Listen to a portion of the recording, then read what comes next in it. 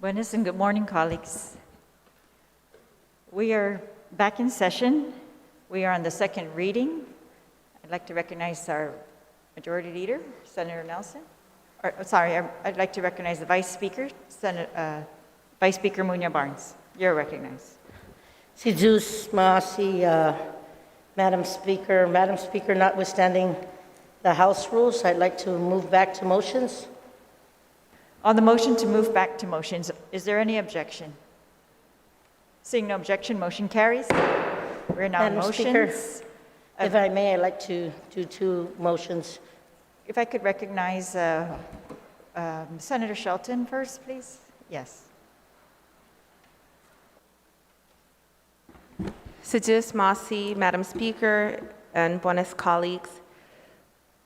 Notwithstanding the House rules, I move that we suspend Rule 1.02D10 of Rule 1 of our standing rules for today's session regarding attire to allow members to wear denim in honor of Denim Day and Sexual Assault Awareness Month.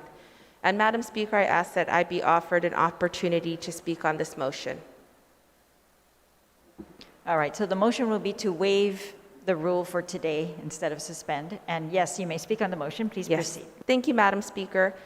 Denim Day is a campaign that began after a ruling by the Italian Supreme Court where a rape conviction was overturned because the justices felt that since the victim was wearing tight jeans, she must have helped the person who raped her remove her jeans, thereby implying consent. The following day, the woman in the Italian parliament came to work wearing jeans in solidarity with the victim.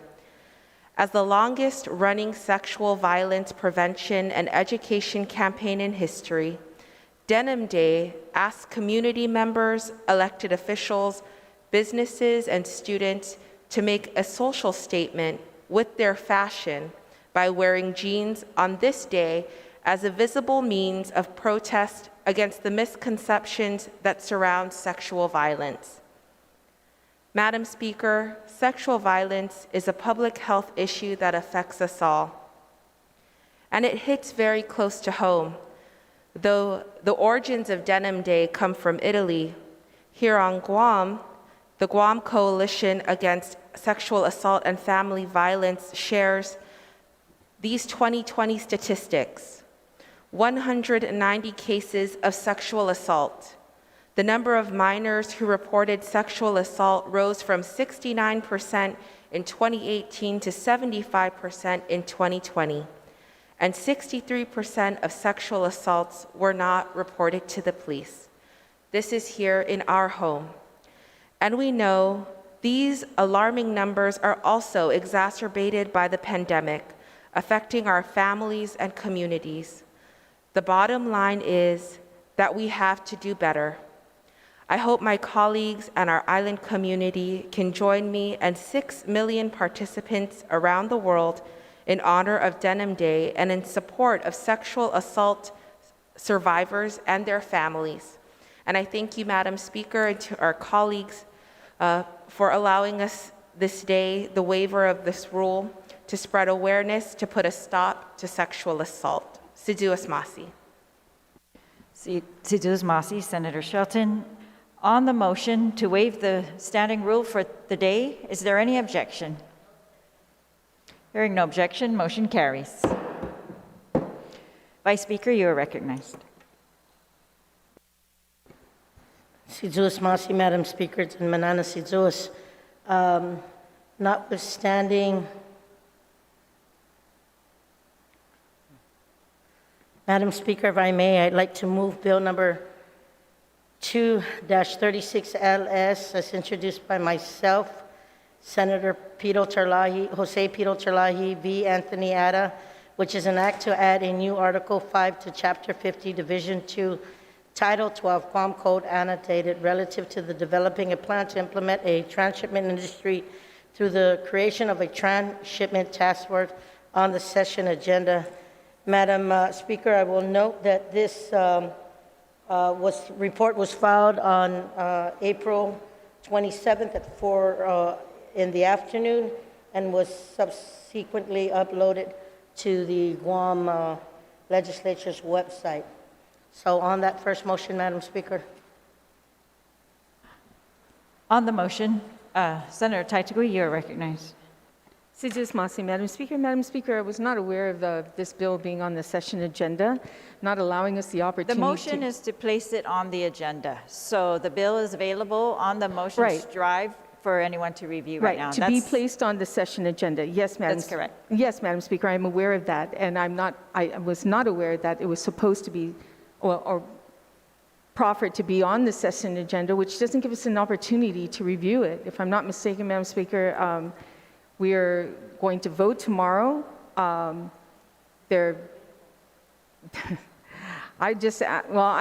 have to object, because unless we have at least a day to look at this, or at least a few hours to be able to go through the committee report and review this, I'm not sure if this was one of the bills that was intended to be on the session agenda during the Committee on Rules. So that question is first, was it one of those bills? I don't think so.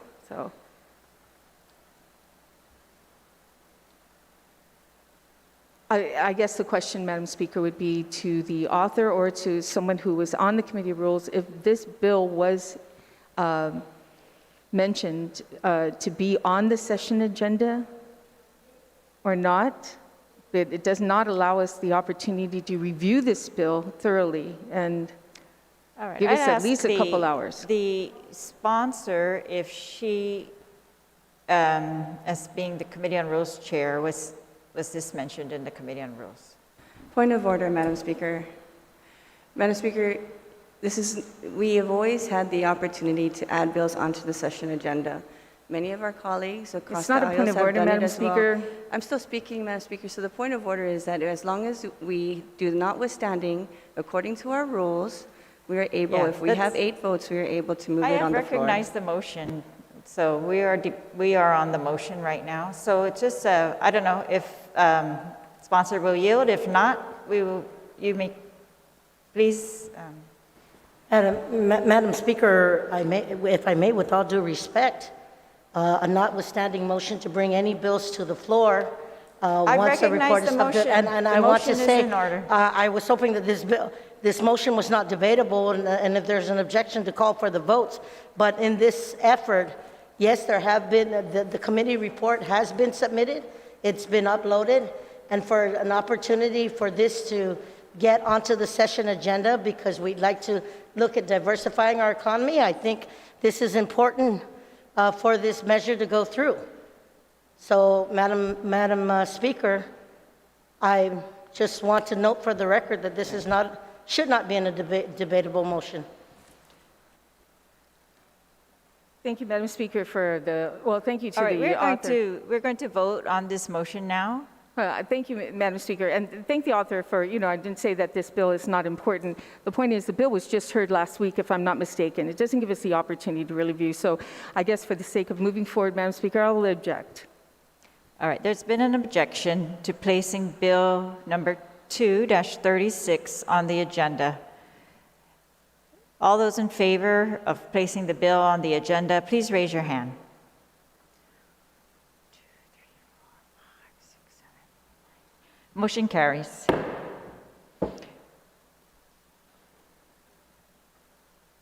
Vice Speaker, you're recognized. Thank you, Madam Speaker. I move that to place resolution number 63-36 COR as introduced by yourself, Speaker Teresa M. Terlahi, Minority Leader Christopher M. Duenas, Majority Leader Senator Talina Cruz Nelson, Vice Speaker Tina Rose Munoz Barnes, Legislative Secretary Amanda Shelton, Senator Sabina Perez, Senator Frank Blouch Jr., Senator Clinton E. Rigel, Senators Joe S. San Augustine, Senator Jose Pito Terlahi, Senator V. Anthony Ada, Senator Joanne Brown, Senator James C. Moylan, Senator Telo Taitagui, Senator Mary Camacho Torres.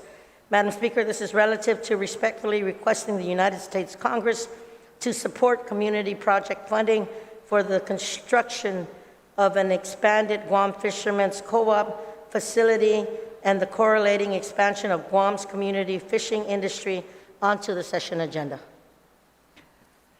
On the motion to place resolution 63-36 COR on the session agenda, is there any objection? Seeing no objection, motion carries. Are there any other motions? If not, then we are in the second reading. We will take a 1-minute recess for everyone to get their documents in order. Thank you. 1-minute recess.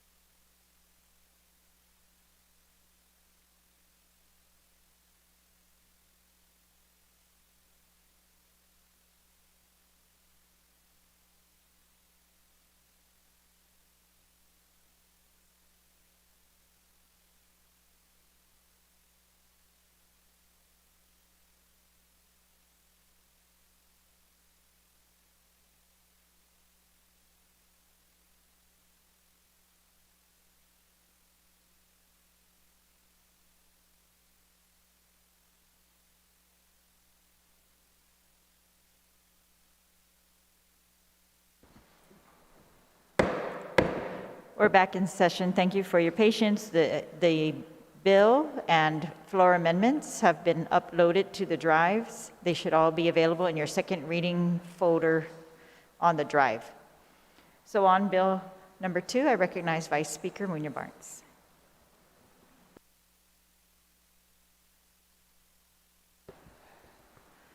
Sidus Masi, Madam Speaker. Madam Speaker, I move to place into the third reading with the opportunity to speak.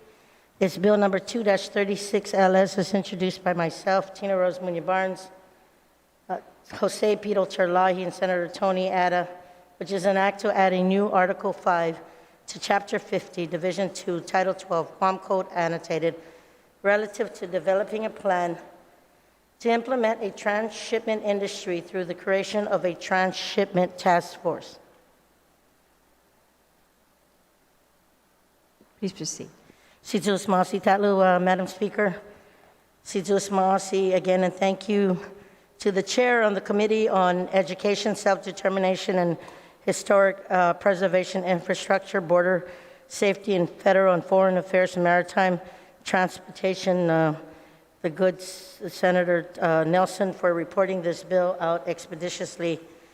As mentioned at the public hearing, Madam Speaker, I introduced Bill number 2-36 back in January to look at how we can create a transshipment industry here on our island of Guam. Around the world, the COVID-19 pandemic has definitely changed the norm for many. We have lost loved ones, lost businesses, lost whole industries as the world combated COVID-19.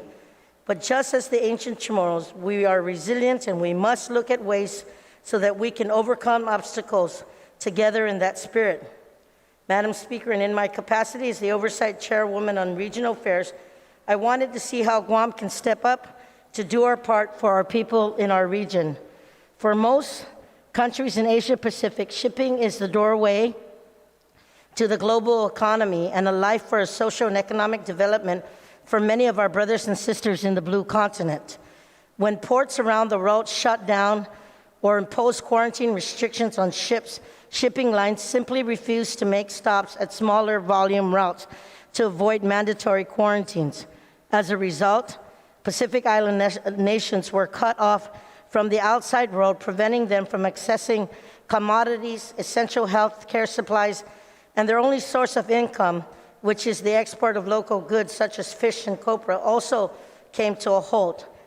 I have referenced, Madam Speaker, in the findings and intent, 2 recent studies, COVID-19 and its impact on shipping and port sector in Asia and the Pacific, done by the United Nations Economic Social Commission for Asia and the Pacific, as well as the impact of COVID-19 on logistics, done by the International Finance Corporation, a member of the World Bank Group.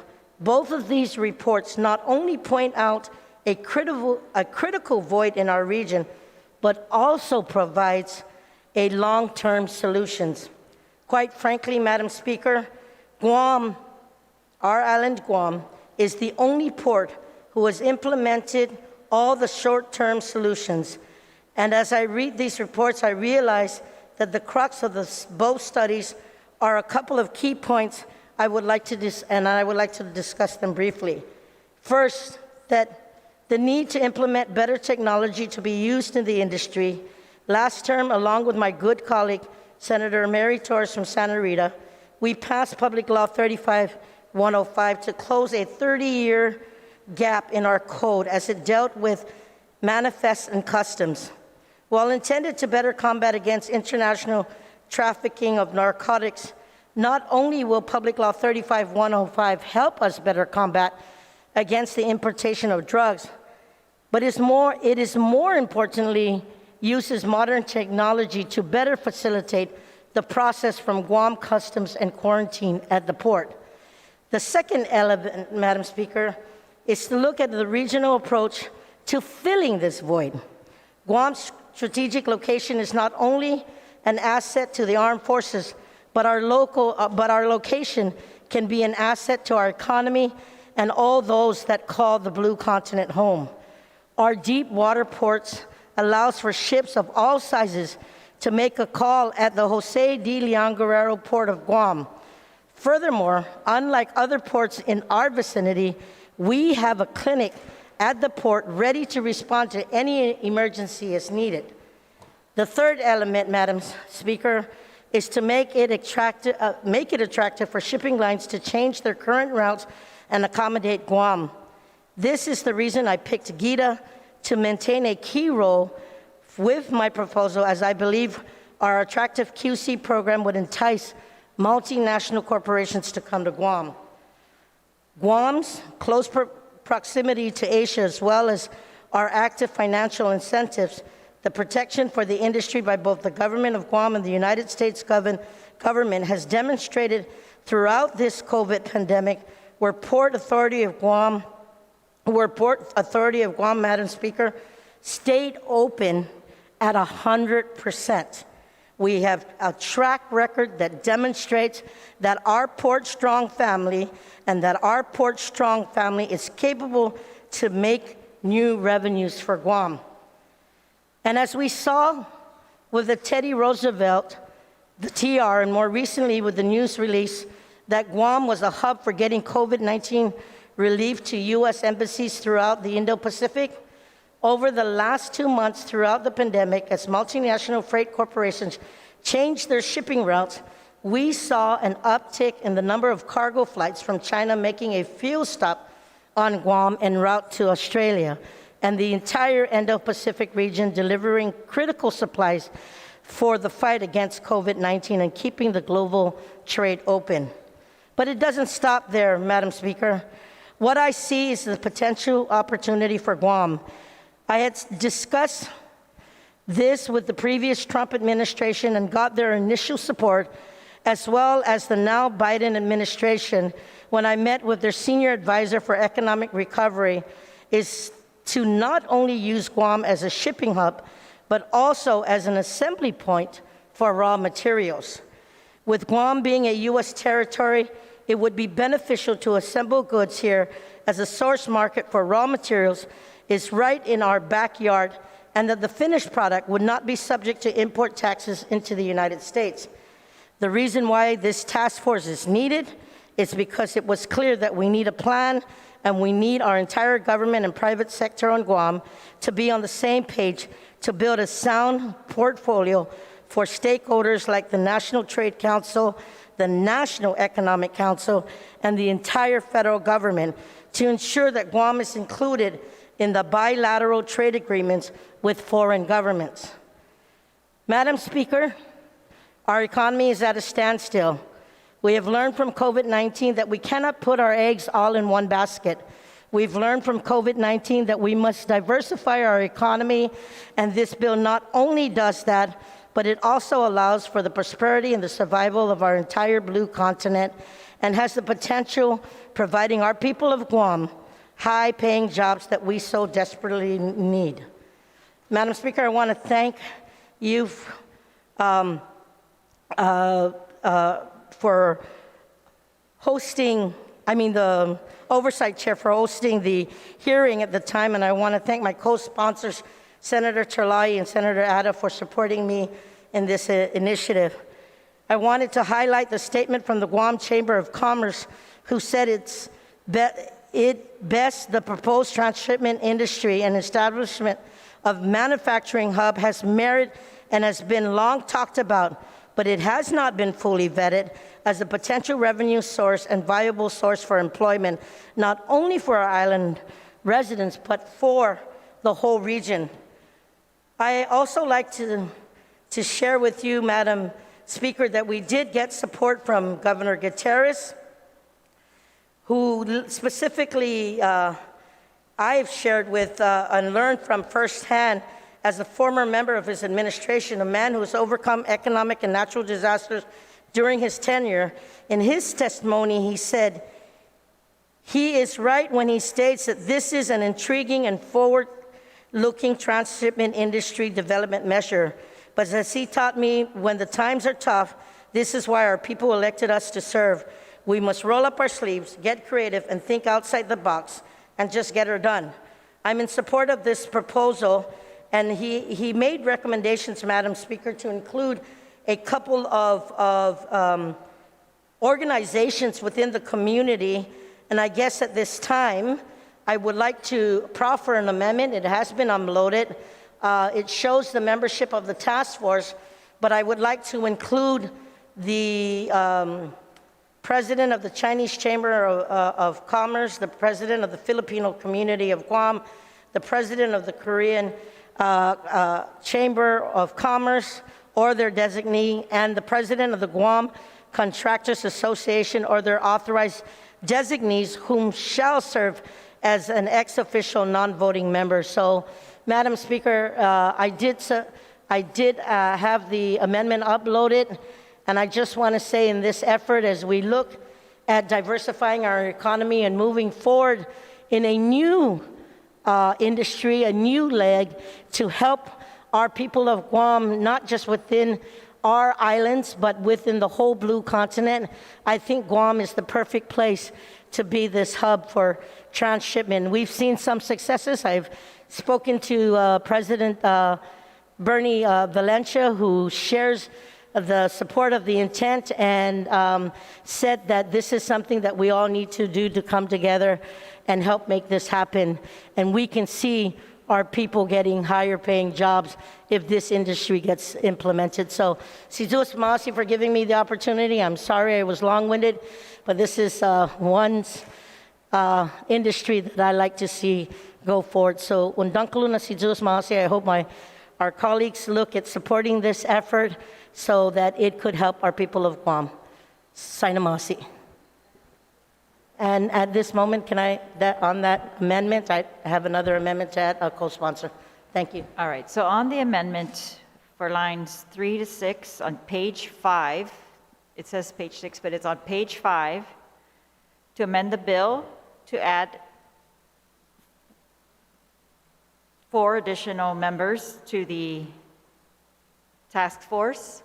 On that amendment, is there anyone who would like to be recognized on the amendment? If not, then is there any objection to the amendment? Seeing Senator Perez, you're recognized.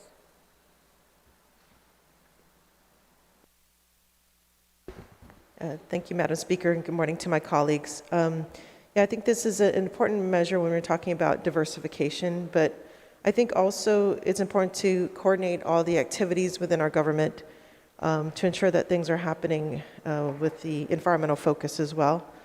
And one of the issues that I would like that concerns me is the biosecurity when we're talking about more activity when it comes to shipping, and whether it's going to be adding on making an amendment to the amendment, or perhaps that could be one of the tasks that is overseen or looked at when this transshipment task force is put together. But I do want to ensure that there's some sort of consideration and concerns relating to the environment, and perhaps even BSP, the director of BSP who oversees federal consistency, considering that these are federal funds, it's important to have that perspective on this task force. So perhaps I would like to make an amendment to the amendment to add the Director of Bureau of Statistics and Plans. On the amendment to the amendment, it's not in writing, but it's to add the Director of the Bureau of Statistics and Plans to the list of task force members. On that amendment to the amendment, is there any objection? Seeing no objection, that motion carries. So on the amendment as amended, are there any objections? Seeing no objections, that amendment is carried. That motion passes. So now we're still on the bill. Vice Speaker, you are still recognized on the bill. Also, Madam Speaker, if I could please put the good oversight chair on this bill, Senator Talina Nelson, our majority leader, to be a co-sponsor. Would appreciate On the motion to add co-sponsor, Senator Talina Cruz Nelson, majority leader, is there any objection? Seeing no objection, motion carries. On the bill, is there anyone who would like to speak on the bill? Senator Blas, you are recognized.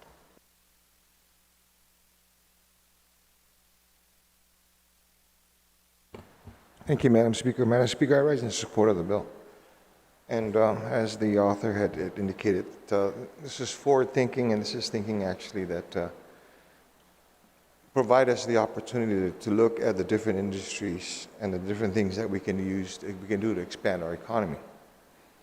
I do have a question for the author with regard to the makeup of the membership, if she would like to yield to a question. Please state the question. And the question basically, ma'am, is I noticed that there's I guess the non-government members of the task force are ex officio non-voting. And I wanted to know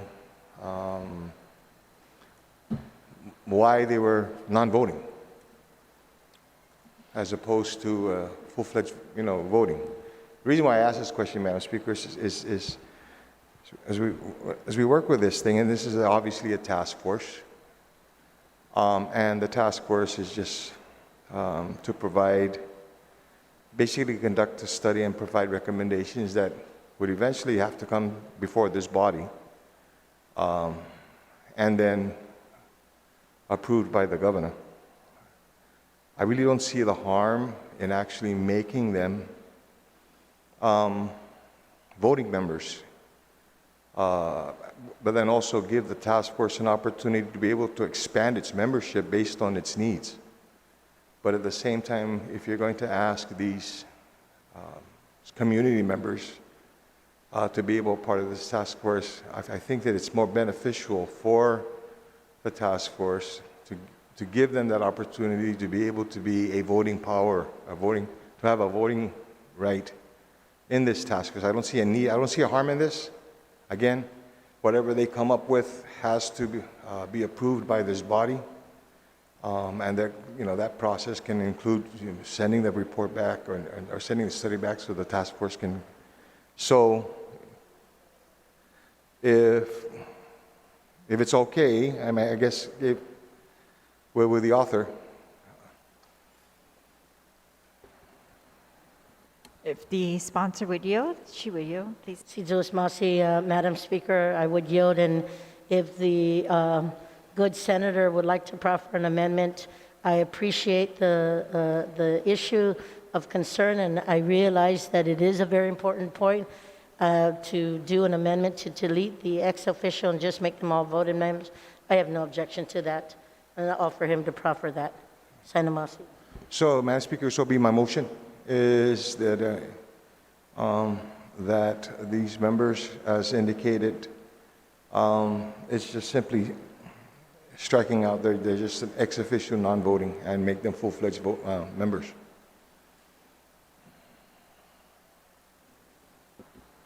Senator Blas, could you please be very specific as to which members that amendment will be made to? Well, it's obviously, ma'am, this will actually start on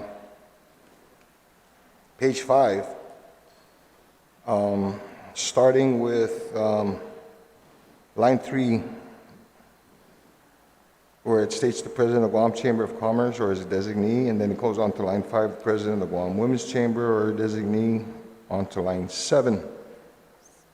And then the members that have just been approved by the amendment previous, that those members be recognized by basically just striking out who shall serve as ex officio non-voting member.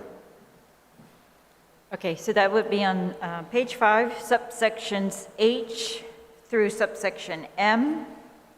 In each one, we are going to strike the words, who shall serve as an ex officio non-voting member. Yes, ma'am. On that amendment, Senator Torres, you are recognized.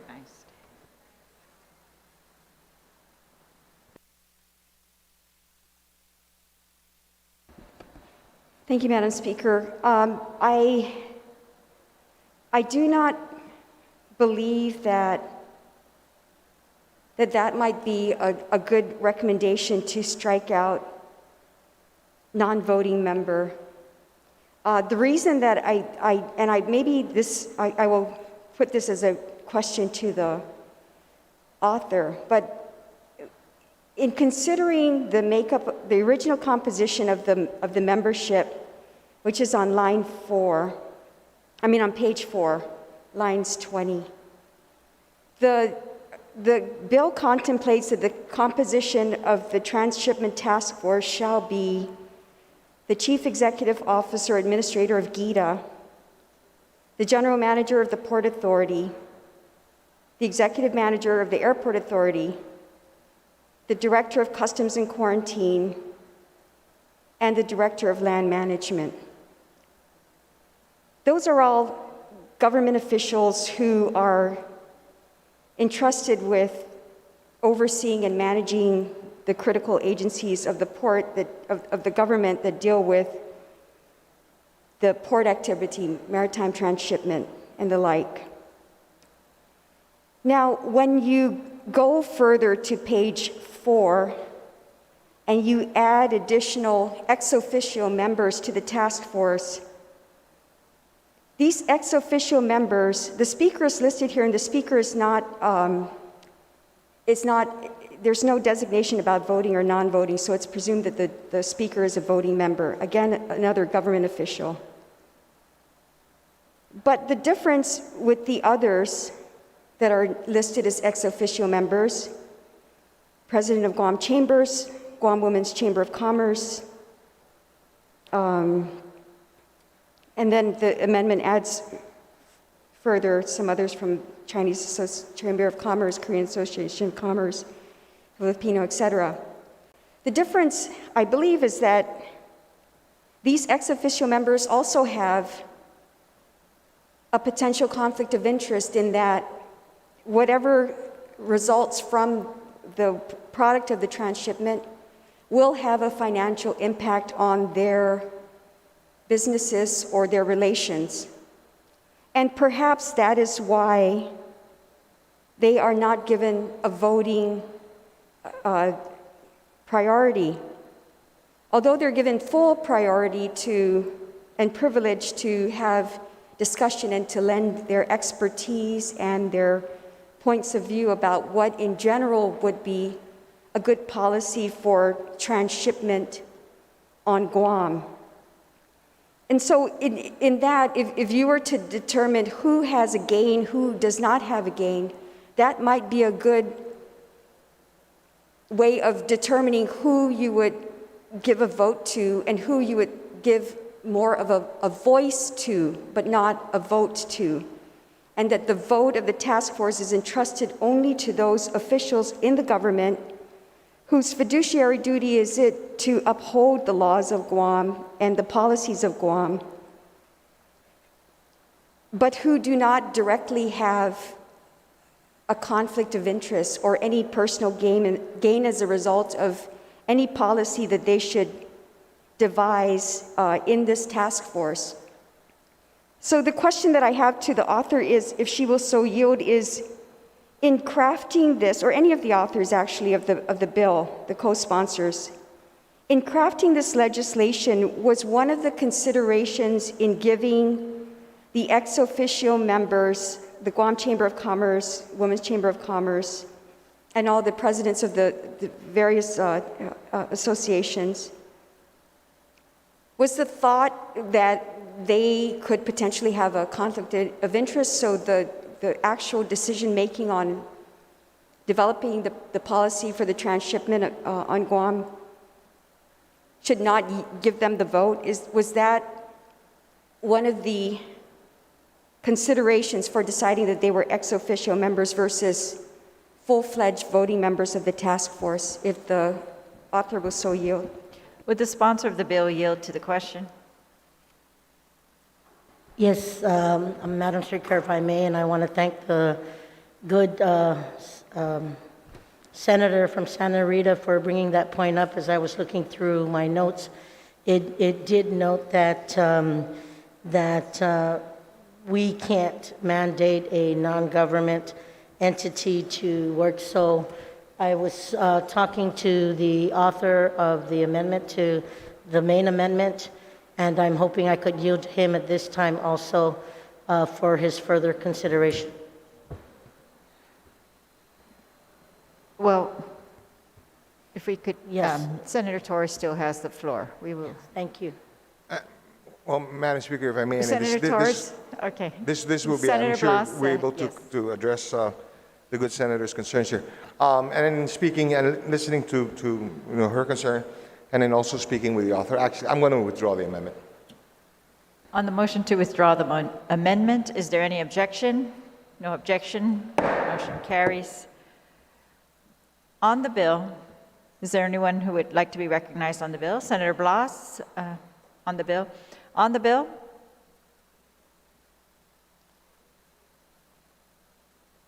Senator Taidugui, you are recognized.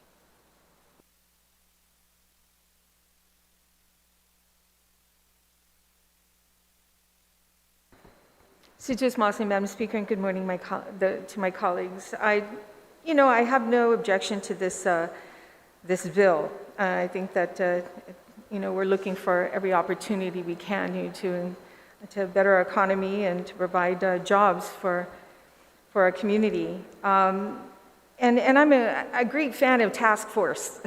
God knows I've introduced a couple, but I do realize the issue that Gita has, with implementing these task force that are by statute. It makes it very difficult, and it was discussed during the public hearing when it comes to that. In fact, Madam Speaker, I think it's important to read into the record a comment a section that Gita had put in their testimony. And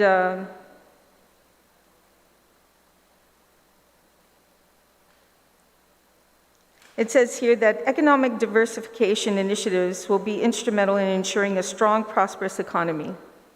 The creation of a transshipment task force can help the government of Guam determine the feasibility and possible success of such an industry in Guam. If and when Bill 2-36 is enacted, GITA will do its best to participate fully in the task force as mandated by the bill. As it stands, resources for this initiative are not available. But perhaps by folding some of the group's projects and initiatives with existing efforts in the governor's economic working group, we may be able to share resources, human capital, finances, otherwise. The task force may need more time to secure funding and carry out any specialized work such as in environmental engineering, maritime law, areas of expertise. So, Madam Speaker, it's important that when we put bills through or present it to the body, it comes at an assumption that it will be supported, it will move forward, it's not going to be a bill that just passed for the sake of passing, it's actually going to do something to help our community. And that this body must provide the funding it needs to ensure that any task force or any initiatives that are put through this bill that's passed by this body, that it has that support. Now, during the public hearing, I was trying to figure out how much would this cost for the task force to move forward. So I'd like to ask the author of this legislation if she should yield that. Is there a money amount that's already been determined on how much this task force funding will be needed? Would the sponsor yield to the question? I apologize, Madam Speaker, if the senator can repeat the question. Sure, not a problem, not a problem. Thank you, Senator. Yeah, so the question is, after I read what Gita had wrote, I'm curious that during the public hearing, it was never mentioned on how much this will cost, this task force that they mentioned in their testimony on the funding that's needed to move this forward. So I would like to ask if there's a money amount that's already been projected on the movement of this task force. Madam Speaker, I will yield to the question, and I'll be as simple as I possibly can, based on the task force and coming together with all the stakeholders coming to the same table. If there's an implementation and a plan to move forward and work on this and resources needed, there's always that opportunity to come back to the legislative body for appropriations. Right now, the governor has at her discretion opportunity for the American Rescue Plan, once it gets initiated to the island or downloaded to the island, that she can look at possibilities if this bill were to pass into law, but takes the step for at least to get this plan going. So in my take right now, it does not need resources right now. The task force should come together and work a plan. Senator Isaac, you have the floor. Thank you, Madam Speaker, and thank you to the author for that explanation. Well, you know, the testimony it says a little bit different, so I'll just leave it at that and hope that this is not one of those legislations that sits for a while, because I've known certain task forces that have been implemented by this body and passed by this body that has not even been started or called onto the members to begin this task force. So thank you, Madam Speaker, for the opportunity to speak. Thank you, Senator. On the bill, is there anyone else who would like to be recognized to speak on the bill? Senator Torres, you are recognized. Thank you, Madam Speaker. I just rise in full support of Bill number 2-36LS. This is indeed the time for such action to occur in our government, a specific task force to look at a transshipment industry on Guam. I think more than anything, you know, we have also a climate where there is very good collaboration going on between the Port Authority of Guam, the Customs and Quarantine Agency, the Airport Association, Guam Airport Authority, and GITA. Everybody is working so well right now to minimize barriers, to look at where there are barriers and gaps in efficiency, so that Guam will continue to have a robust transshipment industry in this part of the world. We know also our value to our neighboring islands in terms of making sure that the transshipment through Guam is always accessible, that is always available to them, and that there's always free movement as a point way between Asia and America. We also know that with the Visitors Bureau being at a crippled state right now because of the COVID pandemic and the limited movement of travelers out of countries that are limited in their vaccination outreach right now, and also with the waves of COVID resurgence that is occurring in many of our source markets. We know that as a government, we have to look at ways to shore up our economy, to diversify our economy. And so having this task force right now with the critical members on board in a climate where they're already getting along so well and there's great movement and expansion and improvement in efficiencies at these different agencies, now is the time to have this type of effort. So I applaud the main author of this bill and the co-sponsors for driving forward this vision, and with everybody's support, we can give them one more opportunity to develop and help diversify the economy, especially when we are at a most critical point of diversifying, because one of our mainstays, being tourism, is at a delay of getting back on its feet for the next several years. So with that, I just lend my full support. Sizus Maasi. Sizus Maasi, Senator. On the bill, Senator Perez, you are recognized. This is Masi, Madam Speaker. I'd like to make an amendment to add more members on the task force. It's been sent to the clerks. I don't know if it's already uploaded, but I'll just go ahead and read it. It's to add the president of the University of Guam or his or her designee, and the director of Department of Agriculture or his or her designee. The reason being is that with the University of Guam, I think there's a good synergistic opportunity between UOG and an emerging industry, considering there's a lot of research that needs to be done. with perhaps this transshipment, and with all the disciplines present at EOG, they can provide more of a holistic perspective. The other addition is the Director of Department of Agriculture, and this ties into the biosecurity task force. So Department of Director of Agriculture is charged with overseeing the biosecurity issues, and I think this is something that we need to be aware of and also have measures in place to prevent any kind of invasive species that can really cause havoc to our coral reefs in our terrestrial environments.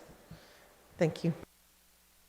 All right, on the motion to add 2 additional members to the task force, the University of Guam president or his designee, and the director of the Department of Agriculture or her designee. Is there anyone who would like to be recognized on the amendment? Is there any objection to the amendment? Seeing no objection. Is there any objection to the amendment? Seeing no objection to the amendment, motion carries. Senator Perez, you are recognized on the bill.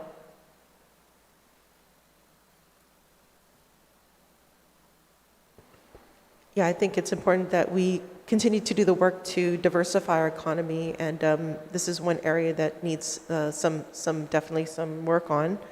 And considering what happened in COVID with the supply chain being disrupted, we definitely need a means to address that. But I think also what's important too is, how we're going to grow our local economy. I think that's perhaps another measure, but I would like to push for that as well. Situas Masi.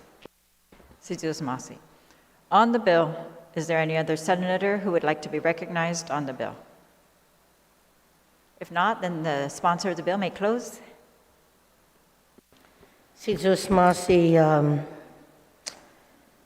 Madam Speaker, for giving me the opportunity to close. And before I just entertain my closing, I would like to add the good senator from Santa Rita, Senator Torres, on to the bill as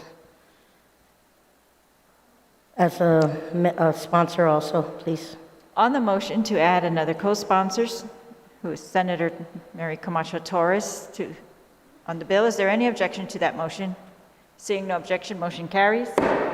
Situas Masi, Madam Speaker. And I just want to say, earlier as I was looking at some of my notes, I know that the bill did not identify a funding requirement, but I know that the government, the Guam Economic Development Authority's Deputy Director at that public hearing, former First Lady Joanne Camacho, had said GIDA can share resources, human capital, financial and otherwise, and also work with colleagues on the task force to seek additional funding from federal partners, as they have done successfully in the past.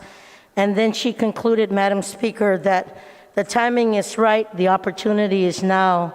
And as I noted earlier, as we look at bringing diversification and new revenues to Guam, being creative and thinking outside the box, we've got to look at industries to bring more paying jobs to our people, and the time is now.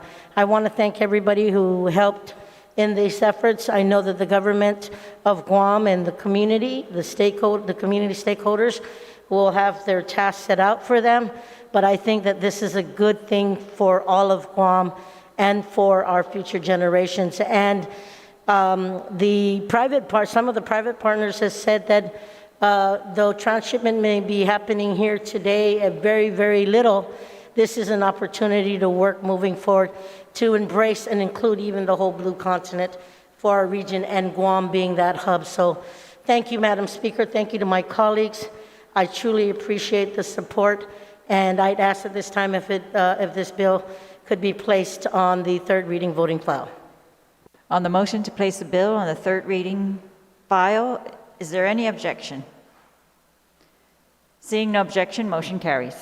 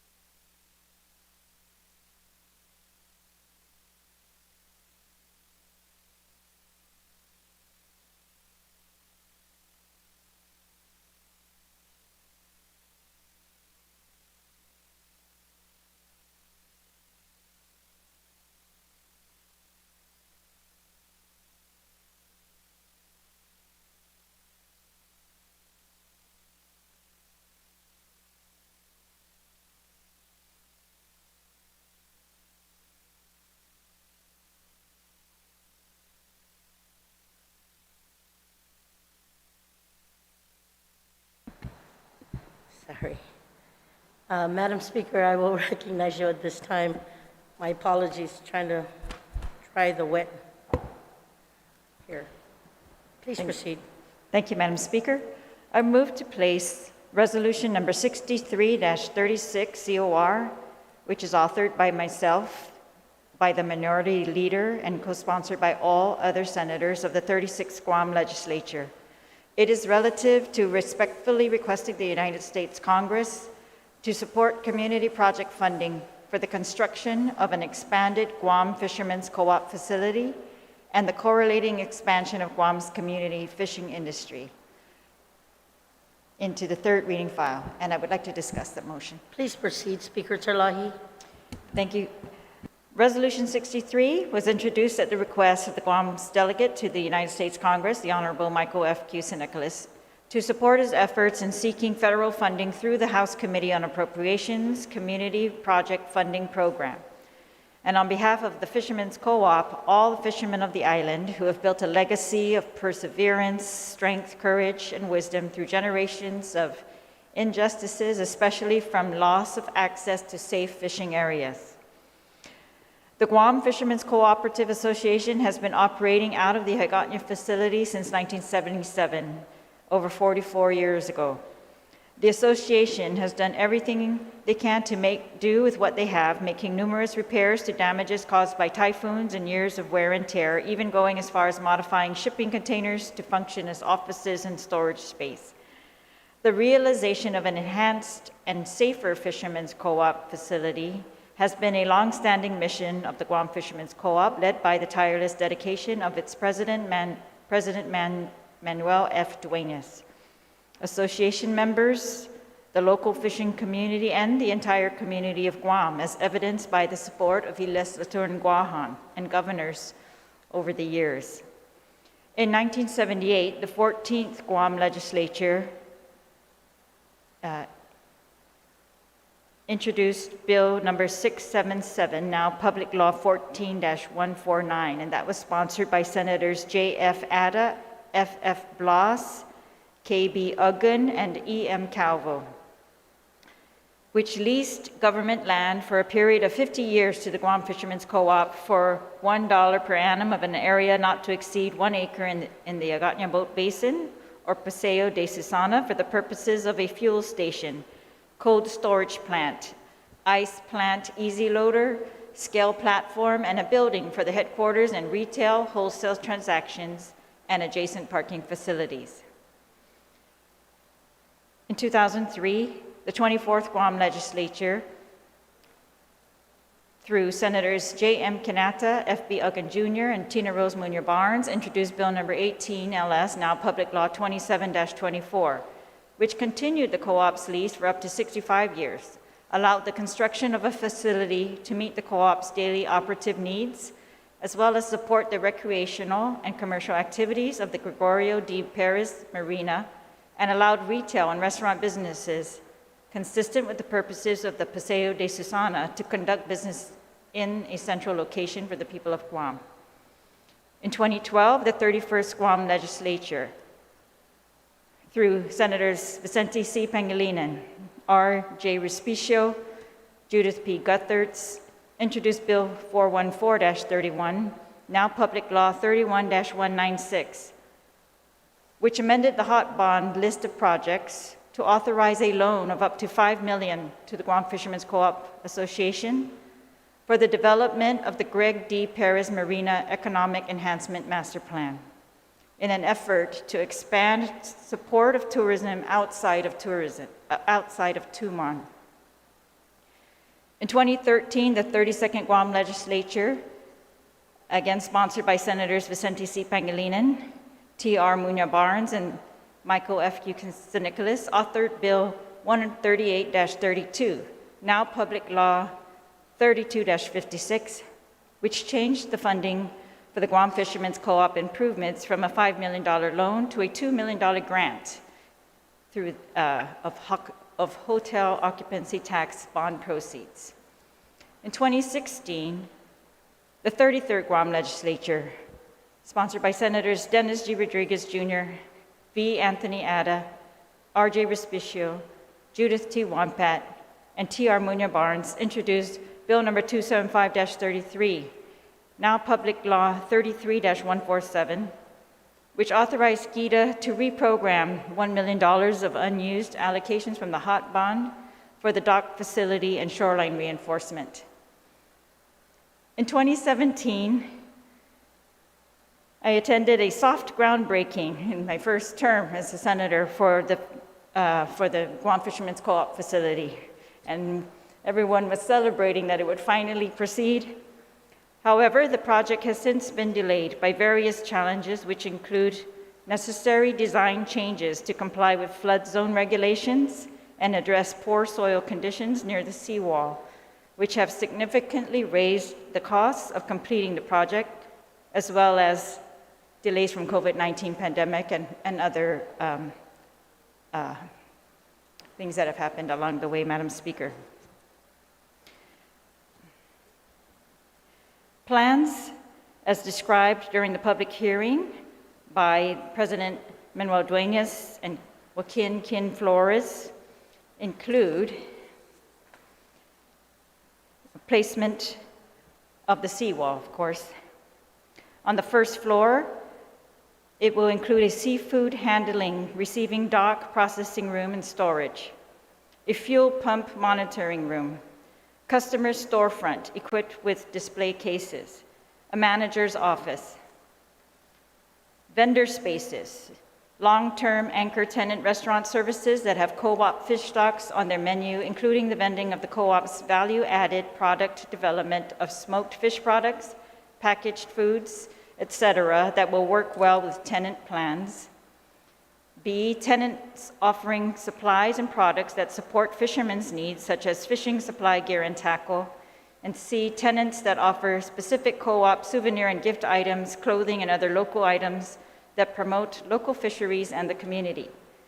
On the second floor of the building, they plan a meeting venue office space, a maritime learning center, it's like a classroom, for boaters and marine safety training, Coast Guard Reserve training, boat captain licensing programs, for workshops and seminars educating fishermen on existing or proposed new regulations affecting the fishing industry, including fishing conservation practices, and a maritime search and rescue base equipped with marine radio monitoring station, and a value-added product development facility for smoked fish, prepared fish, etc. Those are how they described their plans for the facility, and they gave us a rendering of the facility and a breakdown of the cost of each of those items in their plans.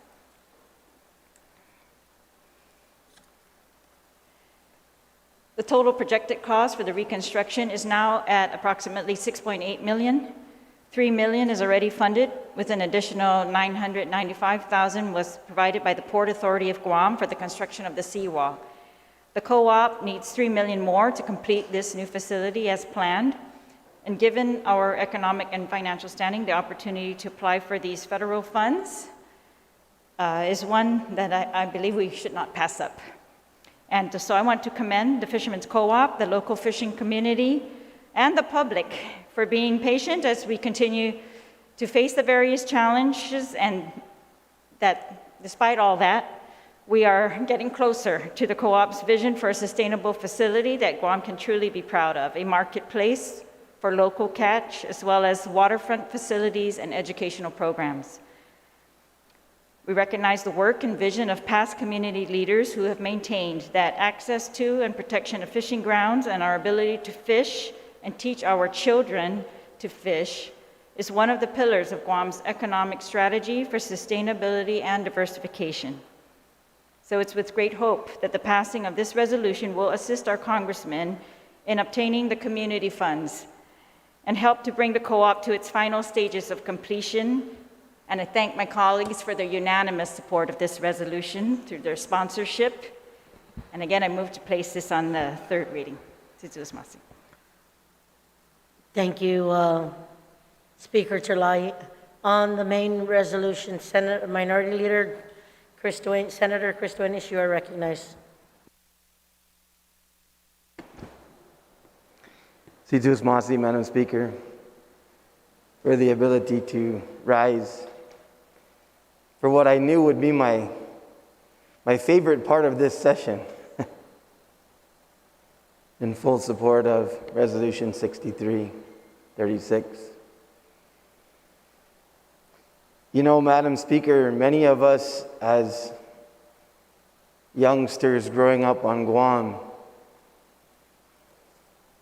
remember our fond memories as a child. One of the things that we did to prepare for parties a lot of times was go to the old Pedro's ice plant to get block ice for the drinks. But in addition to that, I had this uncle of mine who I consider, actually I have to mention two uncles because they're really, really good fishermen. Greg Duenas Perez, and also my uncle Tommy L.G. Perez. Actually, he's my cousin. And my uncle Uncle Greg. And in addition to getting ice for parties, me and my friends and cousins a lot of times would be at Pedro's ice plant at 2 a.m. to get a block and a half of ice, load up the boat, and take that long ride. You know, Madam Speaker, a lot of fishermen nowadays don't fish south from the north. They typically either have a boat in Agate Marina or they go down, but my uncles would go all the way to White Tuna Bank, so you knew you weren't coming back sometimes for a day and a half, to include bottom fishing and the like. I won't make this story too long. I shouldn't.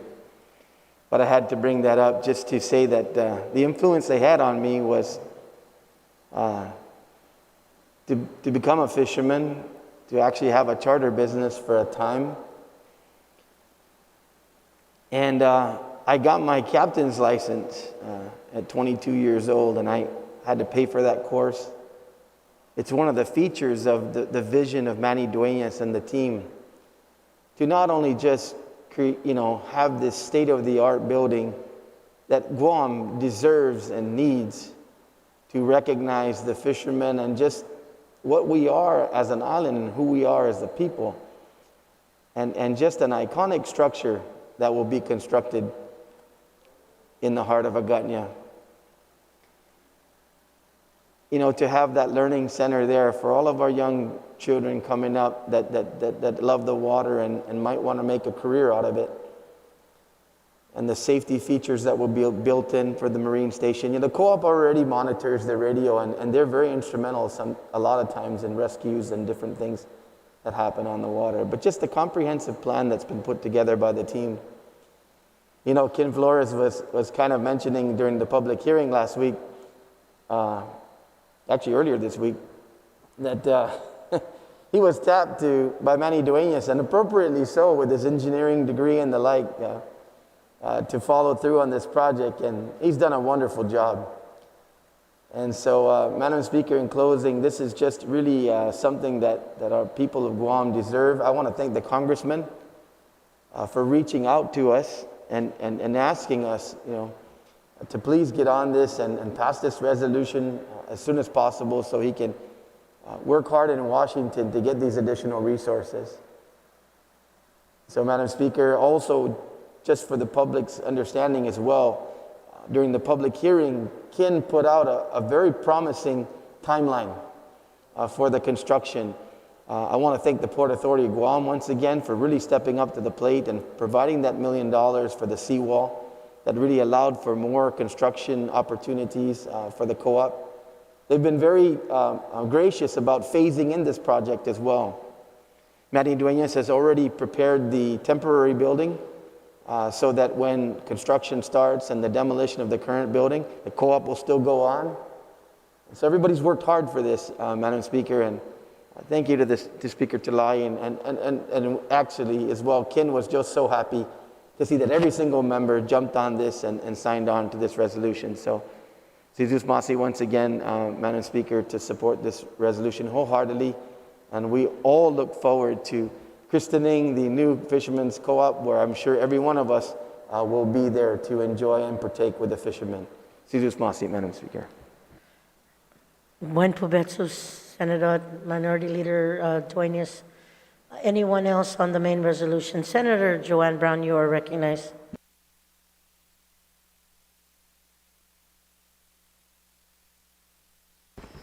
Thank you very much, Madam Speaker, for the opportunity to speak in favor of Resolution 63.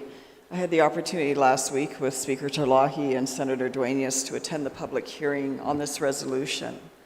And it's interesting in my previous life in the legislature when we did deal with these issues and how long ago, I think we're looking, 16, 18 years ago when the original legislation was passed through the legislature to address the lease of the property, to be able to have our Fishermen's Co-op be able to build their new facility. And it's been a long and winding road for Mandy Dueñas and the other members of the Fishermen's Co-op in trying to get this building realized. We've always had thoughts and renditions of what we'd like to see in terms of the facility that can accommodate our fishermen and at the same time also accommodate our community. We talked back then also about looking forward to having a restaurant or a seafood restaurant that could be a tenant in this building so that many members of our community, even if they weren't fishermen, would have the opportunity to come down and enjoy the beautiful part of our paseo and our ocean and the things that make Guam special. I certainly hope that with the passage of this resolution, Congress will realize that we have a united support behind this resolution and wanting to see the construction of this facility that we have waited for, and certainly those in the fishing community have waited for such a long time. I mean, for some, it's almost their lifetime that they've waited to see this facility. I'm very hopeful if the remaining funding can be acquired through this process and through this congressional grant, that we can finally see the fruition of the many dreams and the hard work and the efforts that many people in our community have put together to see this facility be built and all the things it's going to represent to our community and the quality of life that we ultimately want to see for our people. So thank you very much, Madam Speaker, for the opportunity to comment on this resolution. Certainly thank you to Speaker Terlahi for her initiative in getting this resolution put together and moving it forward. Thank you. You're very welcome, Senator Brown. Anyone else on the main resolution? If not, Speaker Therese Terlahi, you may close on your resolution.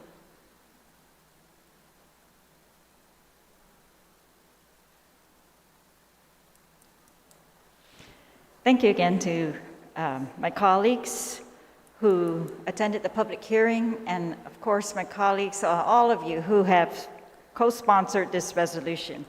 I would be remiss if I didn't add on what Ken Flores also said during his testimony, and that was in addition to this new co-op and the function that it will provide, they will continue their ongoing commitment to the following: to provide a used oil and battery collection area for mariners, to support the 4-H and Youth Sustainable Fisheries Program, and I've witnessed this when my daughters were in the fisheries program, to foster its fishery partnership with NOAA Science Center, the collection and compilation of fish data, size, weight, and reproduction maturity of reef and bottom fish species, and hold, whenever feasible, practical, an annual deep-sea fishing derby.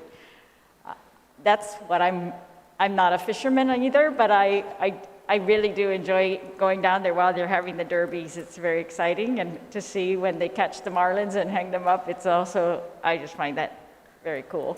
So I have very fond memories of the Fishermen's Co-op. They've sponsored many programs for all of us, and when FESPAC was here, I just want to acknowledge their hard work to take care of when the boats came in and the canoes came in from all the different places. A lot of them were stationed down there. So I know that the Fishermen's Co-op was very much involved in assisting, hosting, and providing food and whatever else they needed to take care of our visitors and our guests.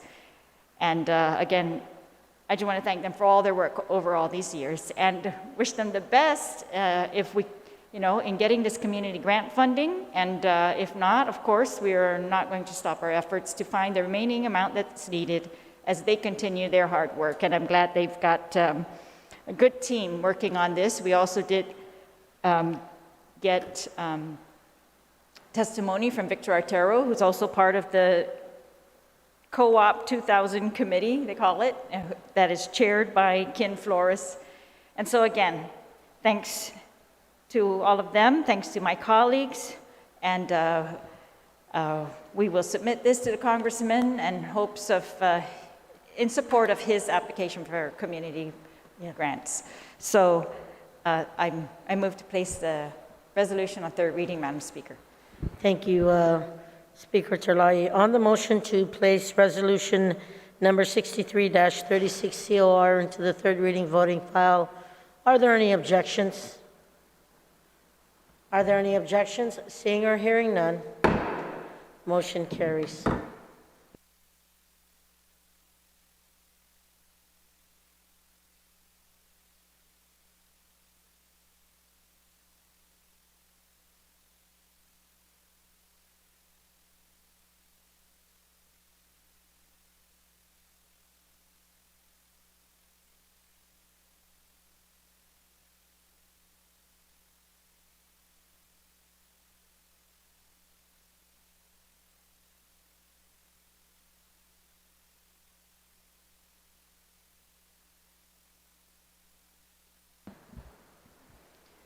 All right, we are still on second reading, and I'd like to recognize the Majority Leader, Senator Nelson.